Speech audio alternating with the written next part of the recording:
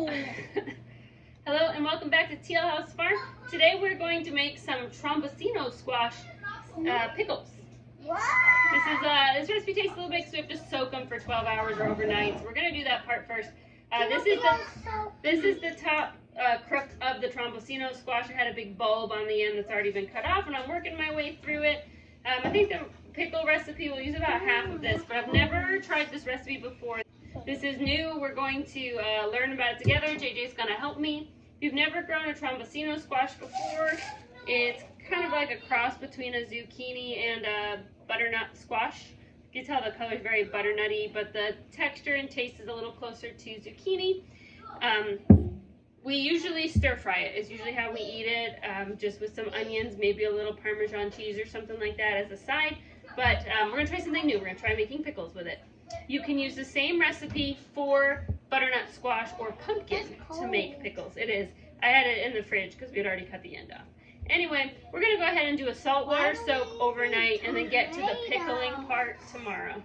That's for my dinner. I haven't eaten dinner yet. Ew, I hate. So JJ and I are going to peel and thinly slice this into pickle circles and then soak it. So let's get that done, and then tomorrow we'll see what's up for making the brine.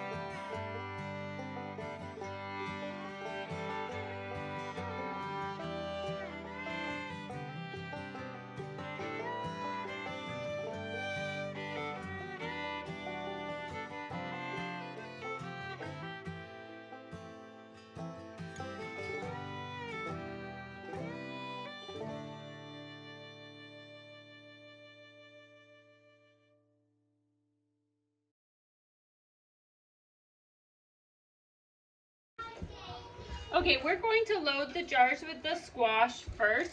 So if you were going to make pickles like to can, typically you'd want to throw them in your brine and then can the brine and the pickled item like all together from the pot. But since we're not going to can these, we're just going to put them in the fridge, let them ferment longer, and then enjoy them immediately. We're just going to have Patty load them in the sterilized jars and then put the brine on top. We're not as worried about air bubbles and things like that. And this is an easier way to let the little guys help because I don't really want them messing with the super hot brine. Hey, JJ. So, you ready, Pat? Let's get our jars out. Okay, you ready? The jar's a little hot, okay? So we're going to put in the jar. I'll get some onions. All right, you get squash. The squash aren't hot. Here. Oh, I want to poke here. You can do it. Got it?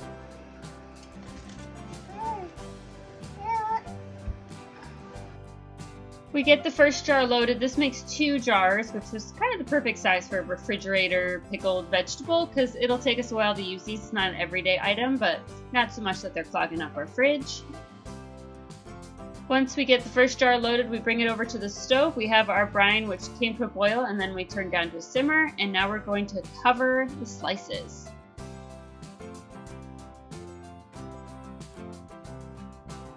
In a wide mouth jar, you're really probably going to need something to weigh down those slices that they say submerged. I'm going to use the weight from my Mason Tops fermentation kit.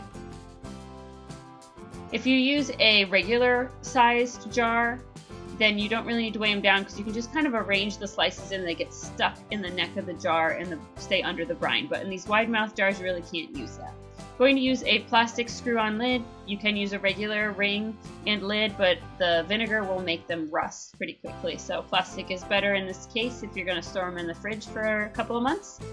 Let's do that second jar. Same thing, kind of arrange those slices, it stays submerged. And then we're going to put them in the fridge. I'm second guessing myself a little bit, but I'm just going to stay the course. And I will be back in 3 days and we'll try them together. And if it's terrible, like the texture's weird. Just a minute, JJ. Then next year I might try, yes buddy. Then next year we'll bring them to a flash boil and then jar them, but I feel like this is like making a refrigerator pickle is my theory, where you cover the raw sliced vegetable. That has been soaking in a brine overnight too, you gotta remember that part.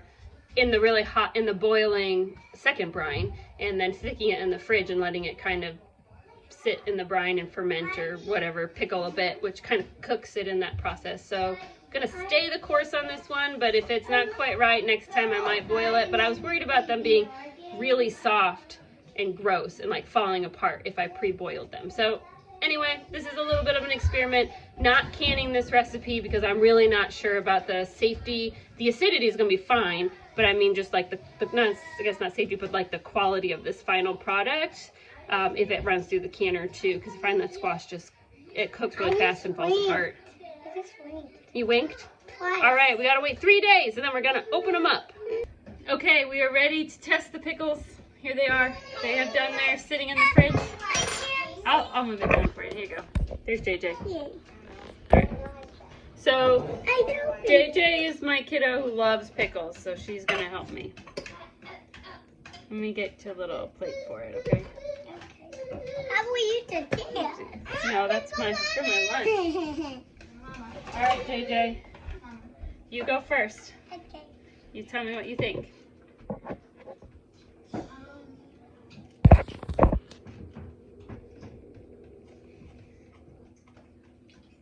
You like them?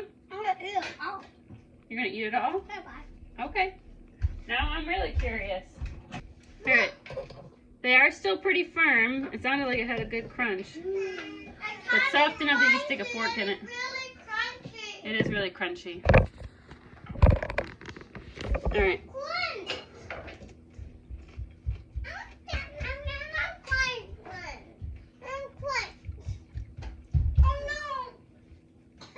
You try a bite?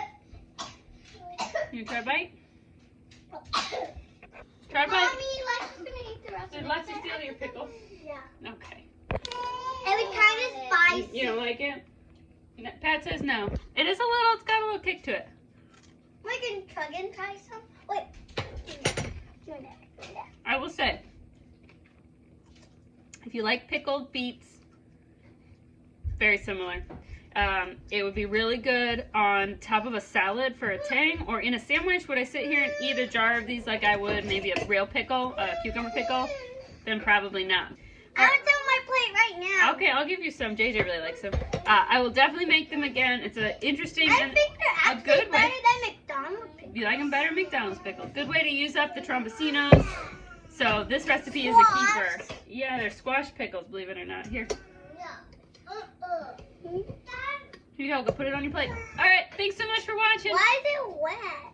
Because it's in pickle juice. Bye, And bye. we'll see you guys next time.